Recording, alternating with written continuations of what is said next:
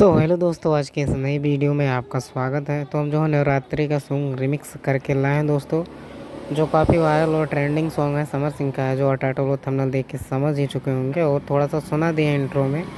जो आप लोगों को सॉन्ग पता चल गया होगा, तो भाई यही इसी सॉन्ग का फिल्म प्रोजेक्ट एंड नोवा स्टेक देने वाले हैं, जो वीडियो में 4 स्टेप में पासवर्ड मिल जाएगा। वीडियो को पूरा देखिएगा और इसकी मत करिएगा दोस्तों। और आइए आप लोग को दिखा देते हैं कैसे कैसे हम पैटर्न बनाए, ये भी दिखा देंगे। और चलिए आप लोग को सुना देते हैं, पूरा सुन लीजिए और जैसा आपको समझ में आता है वैसा कमेंट कीजिएगा दोस्तों। कैसा लगा कैसा नहीं हमें ज़रूर कमेंट कीजिएगा दोस्तों। और जो नए जुड़े होंगे प्लीज़ चैनल को सब्सक्राइब कर लीजिएगा। और आइए आप लोग को सुना देते हैं।